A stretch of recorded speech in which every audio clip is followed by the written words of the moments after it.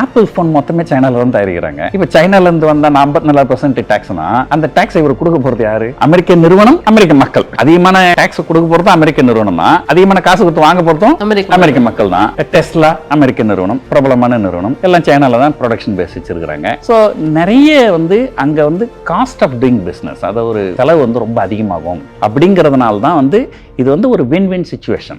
அமெரிக்கால பொருட்கள் தயாரிக்கும் போது விலை ரொம்ப கூடுதலாகுது.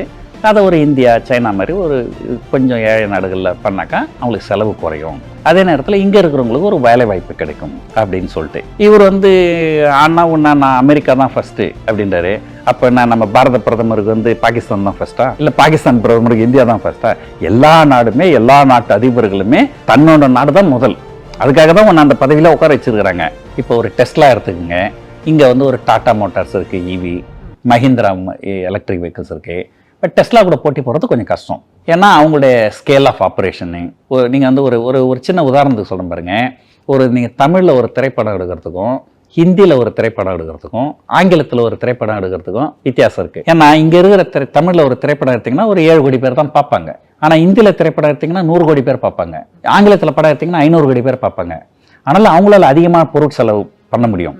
குறைவான விலைக்கு அந்த பொருட்களை அவங்க விற்க முடியும். ஏன்னா அவங்க 500 கோடி பேர்கிட்ட விற்கிறாங்க. ஆனால் நாம அதை பண்ண முடியாது. அந்த மாதிரி அவங்க கிட்ட படிப்பு இருக்குது, நாலேஜ் இருக்குது, டெக்னாலஜி இருக்கு, அவங்களுக்கு ஸ்கேல் ஆஃப் ஆப்ரேஷன் இருக்கு. அதெல்லாம் அவங்க ஒரு குறைவான விலையில அவங்களால கொடுக்க முடியும். அப்போ நம்ம ஆமாம்மா டெஸ்லாவும் டாடா மோட்டார்ஸும் ஒன்று, டெஸ்லாவும் மஹிந்திராவும் ஒன்று அப்படின்னு சொல்லிட்டு நம்ம ஒரே வரி விதிப்பு வச்சோம்னாக்கா நம்ம டெஸ்லா மஹிந்திரா காரையும் டாடா மோட்டார்ஸ் காரையும் யார் வாங்குவாங்க? அப்போ அது நம்முடைய நாட்டுடைய பொருளாதாரம் அழியும் இல்லைங்களா? ஸோ இதெல்லாம் ஒரு இந்தியா குறைக்கும்னு எதிர்பார்த்தோம் அப்படின்றதெல்லாம் இந்தியாவுக்குன்னு ஒரு ரெஸ்பான்சிபிலிட்டி இருக்குது. ஸோ நம்முடைய நாட்டில் இருக்கிற தொழில்களும் வளரணும். ஸோ நம்ம நாட்டில் இருக்கிற மக்களும் வேலைக்கு போகணும். ஸோ அதனால் இப்போ நான் இவ்வளோ தூரம் சொல்கிறேன், சரிங்க, எல்லாம் சமங்க இல்லைங்களா? நீங்கள் நாங்கள் 10% போட்டால் நீங்கள் 10% போடுறீங்களா? ஓகே, சரி வாங்க, உங்கள் நாட்டில் இருக்கிற யார் வேணாலும் எங்கள் இந்தியாவுக்கு வரலாம், நீங்கள் எந்த வேலை வேணாலும் செய்யலாம், நாங்கள் எந்த வித ரெஸ்ட்ரிக்ஷனும் பண்ண மாட்டோம். அதே போல் நீங்களும் பண்ணுங்கள். இந்தியர்கள் யார் வேணாலும் உங்கள் நாட்டுக்கு வரலாம், எந்த வேலை வேணாலும் செய்யலாம், ரெஸ்ட்ரிக்ஷன் பண்ணக்கூடாது. இதுக்கு ஒத்துப்பாரா ட்ரம்ப்? மற்ற தொழில்களில் சமம்னு கேட்குறீங்களே, இதுக்கு சமம் வாங்கல, பண்ணுவாங்களா? பண்ண மாட்டாங்க. ஏன்னா நம்முடைய நாட்டு மக்கள் அங்கே போனாக்கா குறைவான சம்பளத்துக்கு வேலை செய்வாங்க, அவங்க நாட்டு மக்களுக்கு வேலை கிடைக்காது. அதுக்காக தான் நீங்க பண்றீங்க. அப்போ உங்க நாட்டு மக்களுக்கு ஒரு பாதிப்பு தானே நீங்க பண்ணீங்களா?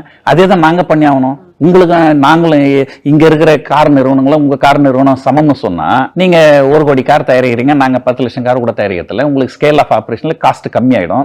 பொதுவாக நீங்க ஒரு காய்கறி வாங்கணும்னா கூட பக்கத்து கடையில் போய் வாங்கினீங்கன்னா ஒரு வேலை, ஹோல்சேல் மார்க்கெட்டில் போய் வாங்கினீங்கன்னா ஒரு வேலை. ஆனால் நீங்க ஹோல்சேல்ல பண்றீங்க, நீங்க குரான் விற்கிறீங்க. அப்ப எங்க நாட்டு தொழில்கள் அழிஞ்சிரும். எங்க நாட்டுல தொழில்கள் அழிஞ்சதுன்னா அந்த வேலை செய்யறவங்களுக்கு வேலை கிடை போயிடும். அப்ப எங்க நாட்டு மக்களை நாங்க உங்க நாட்டு மக்கள் நீங்க பாதுகாக்கிற மாதிரி எங்க நாட்டு மக்கள் நாங்க பாதுகாக்கணும். இப்போ எல்லாத்துலயும் சமம்னு பேசுறவங்க ஹியூமன் ரிசோர்ஸுக்கு மட்டும், ஒரு மனித வளத்துக்கு மட்டும் ஏன் வைக்கிறாங்க? பல நாடுகள் பார்த்தீங்கன்னா H1B விசா, இதுல இத்தனை விசா தான் கொடுப்போம், நாங்க வருஷத்துக்கு 50,000 விசா தான் கொடுப்போம். அப்ப வருஷத்துக்கு 50,000 விசா தான் நீங்க கொடுப்பீங்க. அப்ப நாங்க ஏன் சொல்லக்கூடாது வருஷத்துக்கு 50,000 டெஸ்லா கார் தான் விற்கணும், அதுக்கு மேல விற்க கூடாது நாங்க சொன்னாக்கா உடனே குதிக்கிறீங்க. இது என்ன சமம் இல்லைன்ட்டு.